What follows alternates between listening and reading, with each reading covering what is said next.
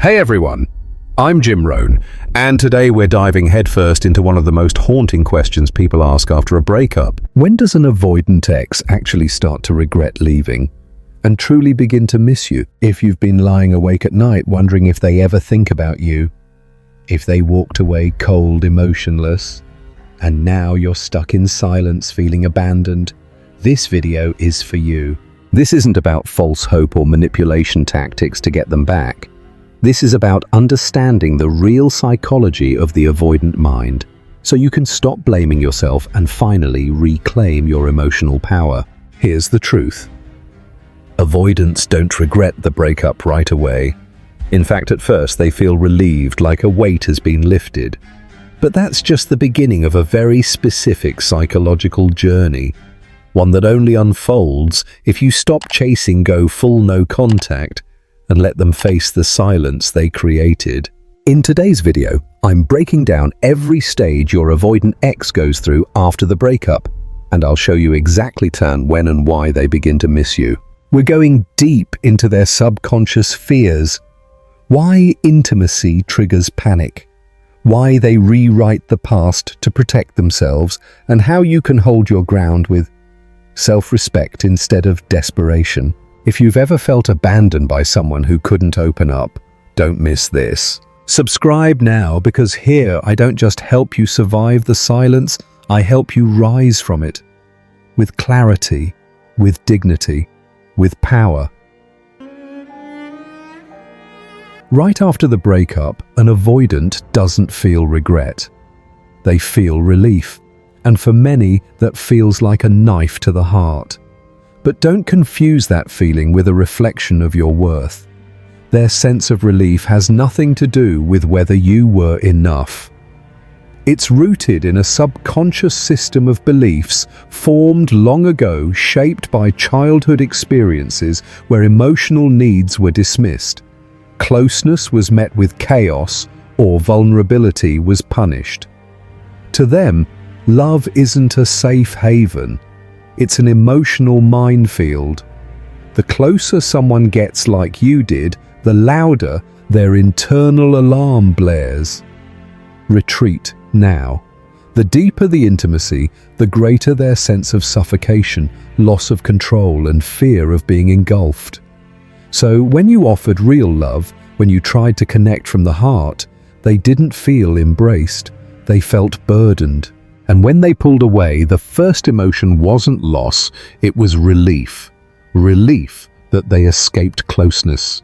Relief that they no longer had to confront themselves through your love. Relief that they were back in their familiar zone, distance and isolation. If you don't understand this dynamic, you'll blame yourself. You'll obsess over why someone could feel better after leaving you, and in doing so, you'll fracture your self-esteem. Was I too much? Not enough. Did I push them away? But here's the truth. Their relief is not a judgment of your love. It's a symptom of their inability to sit with real connection. And it's not the end of the story. It's just stage one. That's why the most self-respecting response isn't to chase, explain, or win them back. It's silence. Not to punish, but to protect your peace. You don't fix their fear by shrinking yourself. You let them feel their own emptiness by refusing to fill the silence for them. The more grounded and quiet you become, the more space you give for their nervous system to settle, and only then does the possibility of missing you begin. But even more important than their regret is your reclamation. You walk away not because you're done loving, but because you're done over-giving to someone who isn't ready. Let them feel relief. But you get to feel free. Silence isn't manipulation. It's the loudest declaration of self-worth. I don't beg to be chosen.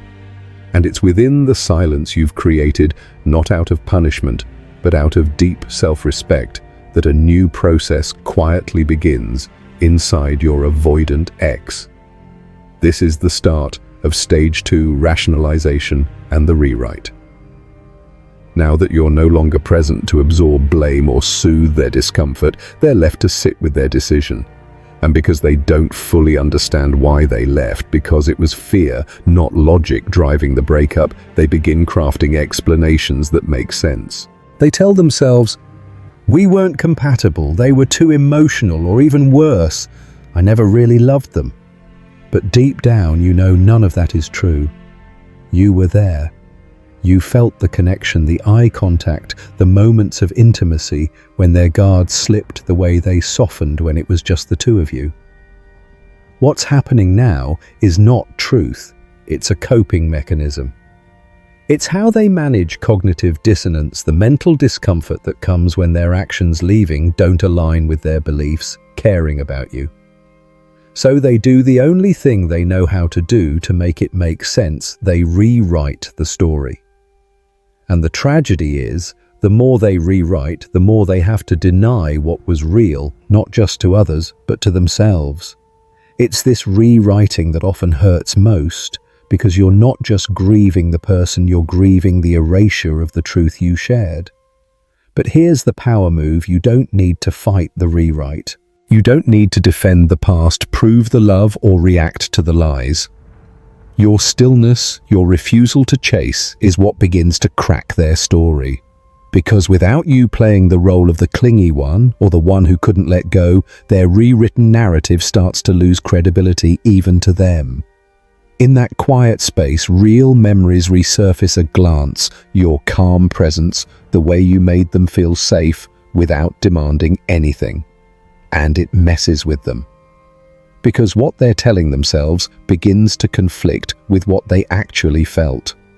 This is when they feel off balance, not because you're doing anything, but because the truth has a way of echoing louder in silence. During this phase, you'll hear through friends, or maybe even directly from them, that they're telling a version of the breakup that doesn't match the love you shared. You'll want to speak up, to clarify, to set the record straight. But the most powerful thing you can do is stay still. Because truth doesn't need to be screamed, it only needs to be lived.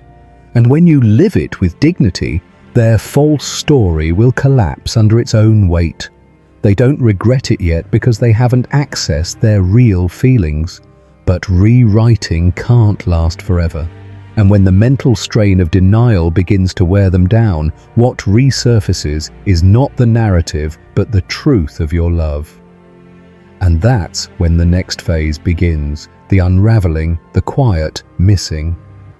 But they can only get there if you hold steady, not waiting, not hoping, just rooted in the fact that you already know your worth. And when the story they've rewritten begins to lose its grip, when they sense that it no longer fits the emotional truth they once lived, something subtle yet powerful begins to unfold. This is stage 3. Dissonance begins to fade. Because you stayed silent, not to punish, but to protect your peace, their nervous system has finally had space to settle. Without your presence to trigger their old fear of engulfment or closeness, their subconscious begins to quiet. The alarm that once screamed intimacy is danger starts to soften. And for the first time, they no longer see you as a source of pressure, but as an absence, a quiet, a missing. You're no longer the emotional one or the clingy one. You're simply gone. And in that emptiness, real memories return. A song, a familiar meal, a late-night drive, a moment when your presence felt like home. And then, without warning, they reach out. "Hey, hope you're well." It's subtle, uncertain, not an apology, not a real return, just a whisper of longing testing the waters. But make no mistake, this isn't a reconnection. It's not a sign they're ready to show up fully. It's a tentative step shadowed by the same fear they haven't yet healed. They may disappear again. They may pull close, then vanish, not because they're cruel, but because their fear is still alive beneath the surface. And if you meet this breadcrumb with open arms and eager hope, you risk reactivating that fear and restarting the cycle. This is the most fragile phase. Many people collapse here thinking, they miss me. It's happening. But what they're feeling is the echo of your absence, not the readiness for your presence. So your power here is in your pause, in your grounded stillness, in asking yourself, do I want to be remembered when they feel lonely or chosen when they feel clear? Because real regret isn't a late-night text. It's the deep, sobering recognition of what they lost and a courageous desire to make it right. That hasn't happened yet. So you don't need to rush in, respond instantly, or carry the conversation. Let them ghost. Let them wonder. Let them miss you without access to you. Because what comes next, the real turning point, only begins when they're ready to face not just the loss, but themselves. And as the silence stretches longer, as your absence settles into something real, not just temporary, they begin to remember the good. Not the rewritten version of you they created to justify leaving, but the real you. The softness, the safety, the quiet trust. The moments when they felt seen in ways they never allowed themselves to be seen before. And this is where stage 4 soft reach-outs begins. They don't come rushing back. Avoidants rarely do. Instead, they test the waters. They watch your stories, ask friends about you, send vague, nostalgic messages like, "This song reminded me of you," or a casual hope you're doing well. These are breadcrumbs, not confessions, not commitments, just subtle signals thrown into the wind, waiting to see if you'll catch one and chase it. But here's the truth. These messages aren't a comeback. They're a test. A way for them to check if you're still emotionally accessible, still there, still waiting, still warm enough to welcome them back without requiring clarity. And if you respond too quickly, too eagerly, their system flinches. Because your availability becomes again a perceived threat. The cycle they tried to escape suddenly reawakens, not because you did anything wrong, but because they still haven't resolved their fear. That's why this stage is one of the most fragile. Many fall for the illusion. They reached out, they must want to try again. But often they're only responding to the void, not to you. So your greatest strength here is your stillness. You don't shut the door, but you don't swing it open either. You don't meet half-hearted energy with full-hearted hope. You remain calm, grounded, neutral. Not cold, just clear. You can respond if you want to, but not with the energy of someone desperate to reconnect. You don't carry the conversation. You don't ask how they feel. You don't reattach yourself to someone who's still unsure, because this isn't about playing games, it's about protecting your heart. At this point, they may be missing you, but missing you is not the same as being ready for you. If they want back in, they need to come clearly, bravely, fully. Not with an emoji, not with ambiguity, but with honest words and grounded action. Stage 4 feels like hope, and it is. But it's hope that must be tested, because unless it's backed by clarity and maturity, it's just nostalgia in disguise. And you're not available to be a memory.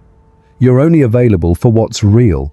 And if you've made it through all the stages, if you resisted the breadcrumbs, stayed grounded during the testing, and never compromised your emotional boundaries for temporary connection, then you've done something rare and powerful. You've created the emotional conditions for real regret to surface. Not manufactured guilt, not performative apologies, but genuine, sobering, deep-rooted regret. This is stage 5, real regret. It doesn't come when you cry, plead, or try to prove your worth. It arrives only when you stop trying altogether, when you no longer orbit around their emotional availability, when your absence becomes real, when they feel maybe for the first time that no one is waiting for them anymore, that the arms that were once open are no longer within reach. that the door is not locked, but it's no longer being held open. And in that silence, in that final loss, the feeling they avoided from the beginning rises pain. Not the pain you caused, the pain of what they did. The pain of destroying something beautiful and not knowing if it can ever be repaired. And if they're brave enough, mature enough to sit with that pain, to walk through it instead of around it, they'll do the rarest thing an avoidant ever does. They'll return vulnerably. Not to test, not to control, but to take responsibility.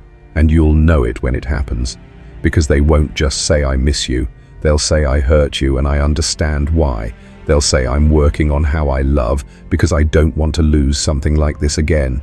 They won't ask for instant forgiveness. They'll arrive with humility, with intention, with actions.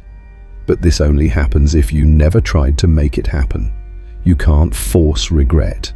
You can't perform your way into someone's awakening. Regret is a quiet storm that builds inside them only when the noise of your effort disappears. And when it does, if it does, you hold the choice. Not whether to forgive, but whether you still want to rebuild with someone who once abandoned the very thing they now regret losing. Because even genuine regret doesn't erase the cracks of the past.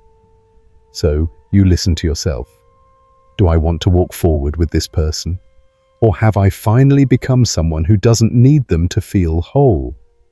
Sometimes the strongest moment isn't when they come back. It's when you no longer need them to. And in that moment, you don't close your heart.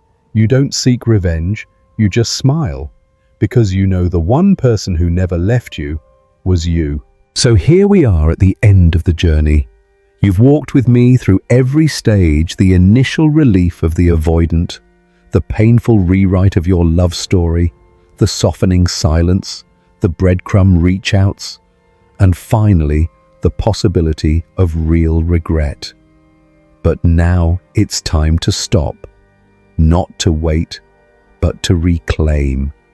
Because this story was never truly about them. It was always about you, about how you showed up, about what you chose when it hurt most, about how you stopped running after someone else's capacity and started returning to your own. You are no longer the version of you who begged for love, who shrank for safety, who counted crumbs and called it connection. Through this process, you've done what most people avoid their whole lives. You stayed still when everything in you wanted to chase. You didn't fix what wasn't yours to heal. You didn't fill silence with desperation. You didn't abandon your dignity for a moment of closeness. That not their regret is your greatest victory. Because, here's the truth, no one says out loud, you cannot make someone feel regret. You cannot wake up another person's heart. What you can do is refuse to betray yourself while they figure it out. You can love without losing yourself. You can release without resentment. You can hold space without collapsing. Whether they come back or not, you've already won something greater: self-trust. You've learned that peace is not found in their text, their apology, or their clarity. It's found in your ability to say, I don't need to be chosen by someone who couldn't see me the first time. And if one day they do return clear, accountable, ready, you'll know. Not because you're starving for it, but because you're no longer controlled by the absence of it. But if they don't, you've lost nothing, because you've already reclaimed everything that matters: your voice, your boundaries, your worth. This journey was never about getting them back, it was about getting you back. So now you walk forward not because they've returned, but because you have. You don't close your heart, you simply stop letting people in who haven't earned it. You don't beg to be seen, you live like someone who already is. And if you carry one truth with you from this entire process, let it be this: you don't need to be chosen when you've already chosen yourself.